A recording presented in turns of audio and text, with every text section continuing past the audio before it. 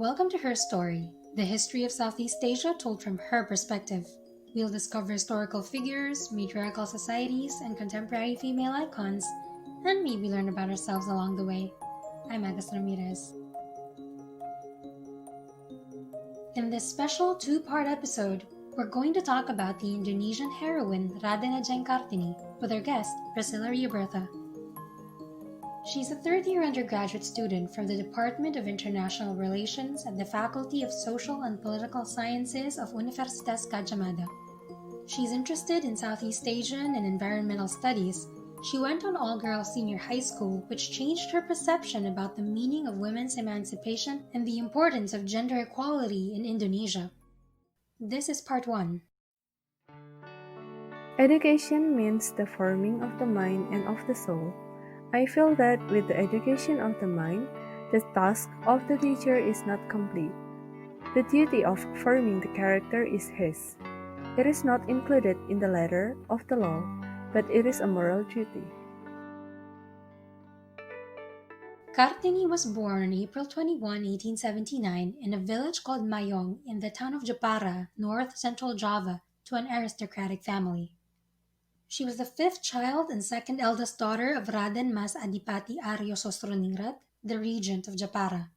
Because her father was a Javanese aristocrat working for the Dutch colonial administration, Kartini had the unusual opportunity to attend a Dutch school which exposed her to Western ideas and made her fluent in Dutch. Kartini's best friend at school was Letzi, the daughter of a headmaster. Letzi once asked her, "What are you going to be when you grow up?" Confused, she repeated the question at home, and her brother said, "What should a girl become? Why, a Radenajo, of course." Radenajo is the title of a Javanese married woman of high rank. But in Kartini, a spirit of rebellion was awakened which grew with the years. Even as a child, she vowed that she would not become merely a Radenajo. She would be strong, combat all prejudice, and shape her own destiny. But things wouldn't quite work out that way. When she turned 12, under the old Javanese tradition of pingit or pingitan, she was kept in seclusion at home. The seclusion was to last until she could get married. But while in seclusion, she began to correspond with several Dutch friends from her school days. She also knew and was influenced by Mevrouw Ovink Sur, wife of a Dutch official and a dedicated socialist and feminist. In her letters, Kartini expressed concern for the plight of Indonesians under conditions of colonial rule and for the restricted roles open to Indonesian women. She resolved to make her own life a model for emancipation, and after her marriage in 1903 to a progressive Javanese official, the regent of Rambang, she made plans to open a school for Javanese girls. To tell us more about this, we have our special guest. So, hey Bertha, welcome to the podcast. Thank you for inviting me. So, Bertha, when did you first learn about Raden Ajeng Kartini? My first time knowing about Kartini was when I was in the 4th or 5th grade of elementary school. It was a time when I first learned about Indonesian national heroes. And at the time, my teacher simply stated that thank her, all girls, can go to secondary schools now. And I think it was my first time knowing the concept of women emancipation. And I believe that she is the most famous heroine in Indonesia up to now. So, when you were learning about Kartini, how did they teach you about her? Was she in your textbooks, or did you have classes about her? Oh, yeah, absolutely. So in our history class, we learned about her, and of course, she is included in our history books. And the most exciting part is that we watch several movies about her. Like I watched like at least 2 movies about her throughout my life, and I think uh, it was exciting because in every movie they could deliver different perspective on Kartini because like uh, several people has different perspective on Kartini and different interpretation of her thoughts. So I think that's exciting. What do you remember most from the movies? What stands out to you? Well, actually, because it just happened recently. It's probably 3 or 4 years ago. There was a movie, and Kartini was played by a very famous Indonesian actress, Dian Mm. Sastrowardoyo, and I think it was one of the closest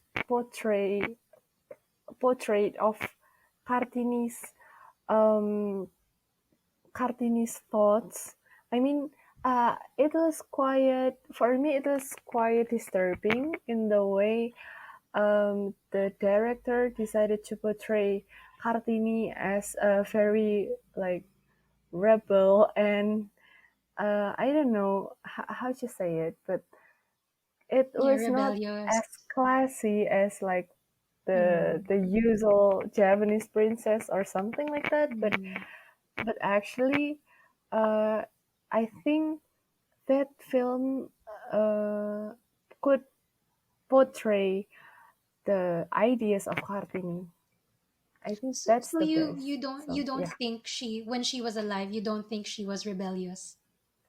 I think she was rebellious, but by writing the letters, Mm. but not as in like in Japanese culture. Even up to now, it's a bit forbidden for girls to sit like to cross their legs because it's considered as it's not polite. It's impolite for girls, something like that, and like to climb on a tree. It's impolite for girls, Oh. something like that. But like in that film, it is portrayed very explicitly that she did Mm. a lot of things like that, which I I didn't think I don't think that the real Kartini did that because like she she came from a noble family and it's very difficult to behave like that when you're coming from a noble family. Besides Kartini, were there other famous female heroines that you were taught about when you were in school?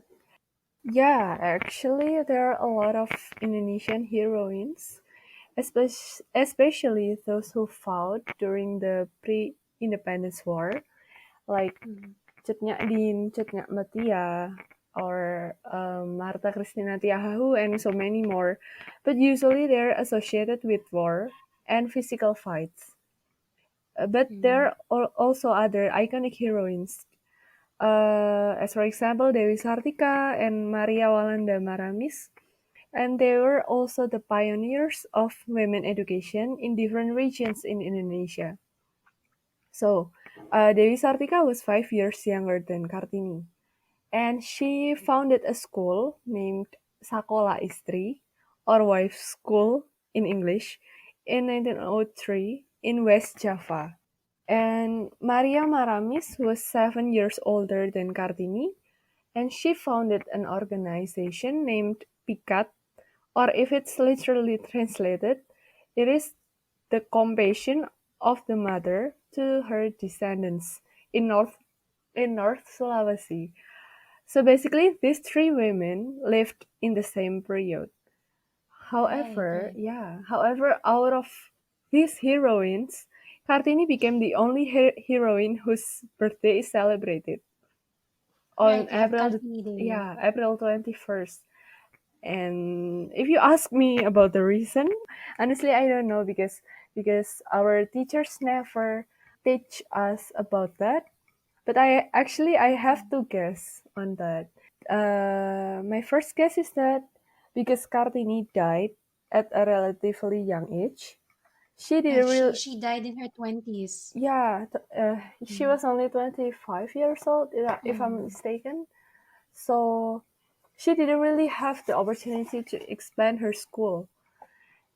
Mm. And but even after she died, there were several people like from Van de Venter family. It's like a Dutch family. They expanded her Okay. school to other cities.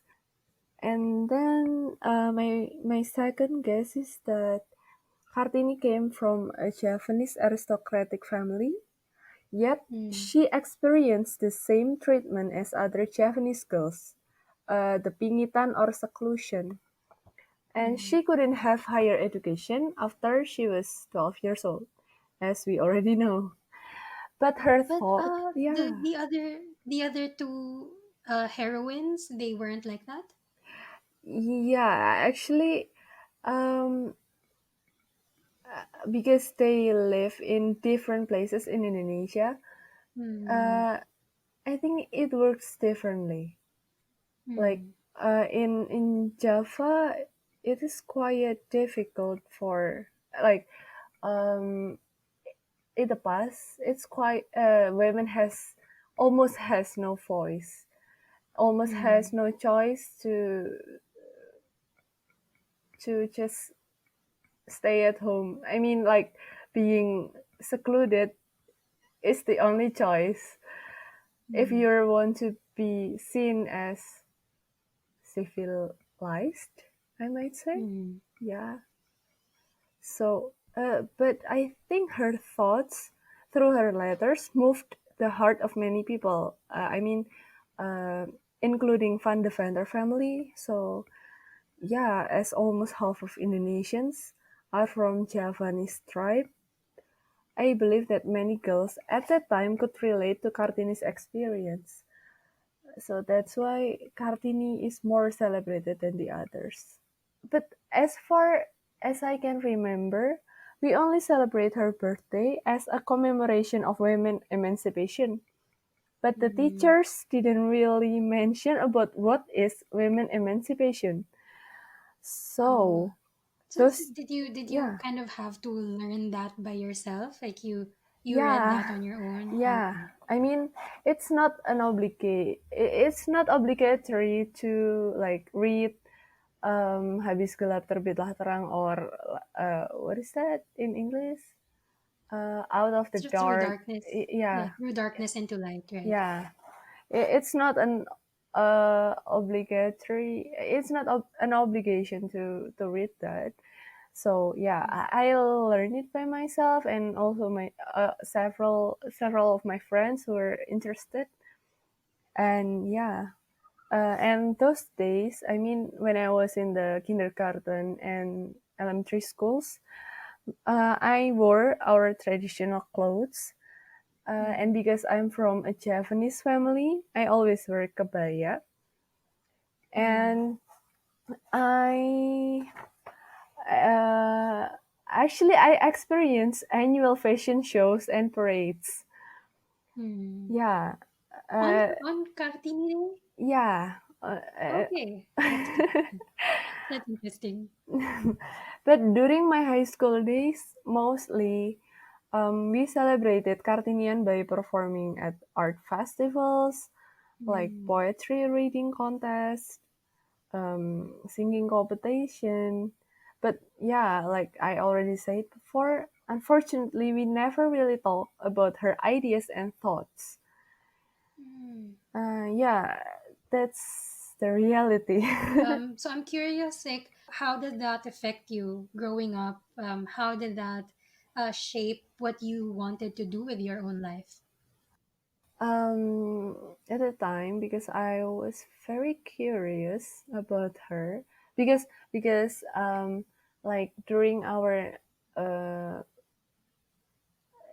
I think in one of my history class when I was in the elementary school, I experienced uh, a task from a teacher that asked me to play it in a play, like in a drama, Mm-hmm. Mm-hmm. and it was about our national heroes. And in one of the play, I was, I think I was the sister of Kartini, Rukmini, if I'm not mistaken. So it affected me, but I was only know about Kartini's biography, about her life, but not really about um, her thoughts. Like I only know about her time, the timeline of her life, but not really about her ideas. But since then, I tried to find another like books just for me to know about what is exactly women emancipation, something like that. So yeah, when I was in the senior high school, I found out that well, women emancipation is more than um, just that, just celebrating like women wearing Mm. kebaya at the street, something like that. Mm. Yeah. A quick break for a word from our sponsors.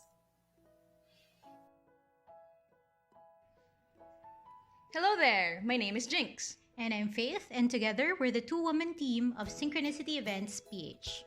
Synchronicity Events is an events coordination group that can help you plan and put together celebrations for your life milestones so that you can be worry free on the actual day itself. Drop us a line on Facebook at Sync Events PH. That's SYNC Events PH. You can also catch us on YouTube to get some insider info, tips, and trends in the events industry here in the Philippines. Find us, Jinx and Faith, on YouTube as Hustle Girlfriend. Girlfriend spelled as GF, and don't forget the exclamation point at the end. And see you on our socials!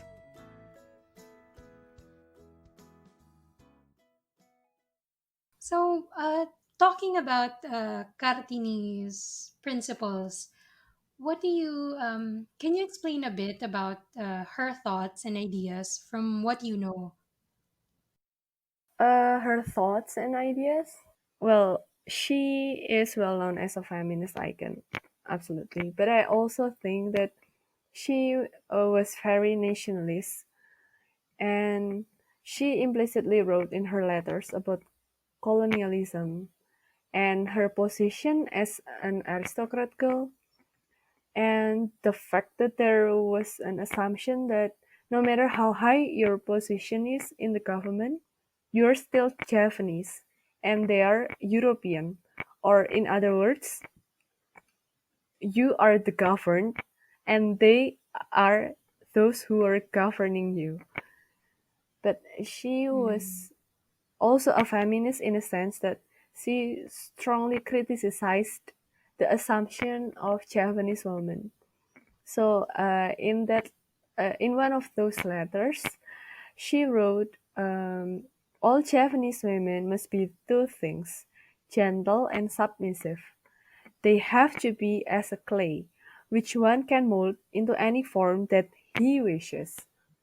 They have to be like wooden dolls that speak only when allowed and walk slowly like a snail."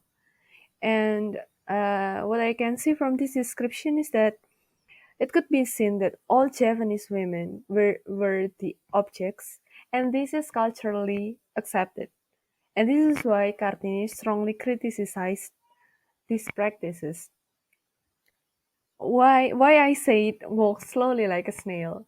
It's simply because our in our traditional clothes we didn't use um what is that, skirt, but we use uh a cloth, a very long cloth, and we put Is it this similar to what we had to wear at the Makam Raja Mataram? kinda the same, Like but the one that was tight around the yeah, ankles. yeah. It's kinda the Mm. same, uh, but in some occasion it's even tighter. So it's Okay. even hard for you to walk. So yeah, Mm. you have to walk slowly like a snail. and yeah, that's why you're civilized. We call that cloth jari. Yeah, Mm. actually, that's the same. Like those that we need to wear in makam raja, we Mm. wear jari too. Actually, and also, uh, her other thoughts was about was that she didn't really believe in love and marriage. And actually, it reminds me of a feminist from France, Olam de Gouche. Have you ever heard about her? No, I have not. Yeah. So it's about uh, actually they both shared the same ideas that don't they didn't believe in love and marriage. But Kartini didn't believe in that, especially that because most of the girls at the time were married through arranged marriages. So she didn't believe that it's possible to love a man who is probably already married before, and you only met him on the day of the marriage. It's simply Right. impossible. And I remember reading that in the old days, the yeah, presence of the woman was not even required yeah, during the ceremony because it's the parents of the woman and the husband to be, something like this. yeah. Mm. Actually, that's the tradition of uh, Muslims, like Mm. Muslims brother and sisters. So Mm. yeah, she was a Muslim, and Mm. it is actually not a sin for a man to marry up to four wives according to her religion.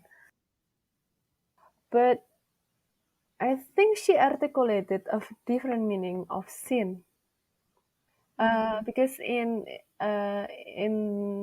that book, um, the letters of a Japanese princess, Mm. she wrote that sin is to cause pain to another, whether man or beast. So, for her, it is a sin to put misery on a woman who gave her husband his children by letting another woman, her rivals, to enter their household. And I know it's very difficult, especially at the time, to talk about this concept because, like, the tradition and religion is strongly related and upheld by the society. And it's even quite it's not easy to talk about this matter even right now because religion and tradition, even though it's not as intense as it was, but there are some people who are still think that it's okay to marry more than one wife, Mm. and it's actually not easy to say this because I'm not a Muslim myself, so Mm. yeah. So you mentioned something about Kartini's mother and how that might have affected her views about marriage and family. So can you discuss that? Oh yeah. So if we talk about her family, well, Kartini was the first daughter of his father, and she was born from his father's first wife, but she was not the main wife. So her mother wasn't coming from a noble family, and at that time, if her father wants to be promoted as the regent of Jepara, he should have a wife from a noble family. So her father decided to marry another woman who was a direct descendant of the king of Madura. Madura is an island in the northern part of Java, and he got promoted as the regent of Jepara finally. So Uh, that was a he sort of had to consolidate power through marriage. yeah, yeah. Actually, Kartini didn't explicitly say about this in her letters, but I believe that this event might affected Kartini's view on marriage so much, especially for polygamous marriage, which was Mm. very like it was normal at the time. And she um, she I think I believe that she thinks that it's simply unfair for women uh, to get through an arranged marriage only to be the second or the third or the fourth wives. But even if you're the first wife, but if you're not the main wife, you won't have that much privilege. So, how about your friends? Is it normal for women like you, young women, to know about women's emancipation or to have this sort of level of knowledge that you obviously have about all these concepts? Absolutely, but like not all women wants to know about this knowledge. I Mm. mean, like I don't know, but there is a growing narrative. Like it happens lately. So there is a growing narrative that probably the the idea of feminism is not uh, is opposing the idea of other traditional values or religious values, and it simply makes other women, young women, doesn't don't really want to know about feminism or even the idea of gender equality, and like go with the flow. And yeah, I don't know, but like for some people, or like those who are stopped their education level at probably secondary school, they don't really think that gender equality is something that will affect their life that much. Well, like they simply surrender. Seclusion or pingit obviously played a big part in Kartini's life. How do you think you would have reacted if you had to undergo this form of seclusion? Honestly, it's a very difficult question, and I never thought about that, even in my wildest dream. Really, like, But we're in quarantine, so maybe. honestly, I'm a rebel by nature, and I don't think I would survive under that condition. But like, Mm, if I lived at that time, and if I came from a noble family, mm, probably I will have more chance to give my voice on how I reject the practice. But I mm, think I'm not as brave as Kartini. But if I came from a modest family, like I'm only an ordinary girl, I wouldn't have any choice. So my life depends on my parents' decision whether to put me in an arranged marriage or not. I think I think environment matters because like Kartini Kartini came from a noble family, so she had a father who allowed her to have pen friends to study, and yeah, basically to study and to learn other language during her pingitan or seclusion time. And her brother Sosro Kartono shared many ideas and books basically with her, and also her husband. Uh, Although she was not that happy to be married, I think her husband was like one of the best option that she could obtain because her husband supported her and like her struggle to open a school for girls. And I think um, although I'm not saying that Kartini is privileged enough to be called as a pioneer. No, but like she worked hard, very very hard to do that. But her environment matters. And the fact that she had access to the Dutch school and all these Yeah, books growing up, there's still that privilege, and that's why she was able to speak up. yeah. That's the end of part 1. Join us in part 2, where we'll discuss the last years of Raden Ajeng Kartini's life and her legacy. Producing a podcast like this takes a lot of time and research. If you like what we do and want to support the next episodes, head on over to our Patreon. Give as little as $1 to get a copy of the show notes with all the references, access to the close friends Instagram stories, and a shout out at the end of the next episode. And if you can't, just tell your friends about this podcast. That works too. Don't forget to follow us on Twitter and Instagram at HerStoryCPod. That's HerStory, SEA Pod. There are so many more stories to tell, and we're just getting started. This podcast was written, hosted, and edited by Agus Ramirez.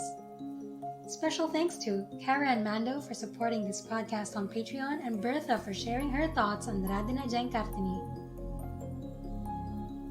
Shout out to GF of Synchronicity Events for the ad, and the Creepy Conversations podcast who mentioned us in their 24th episode.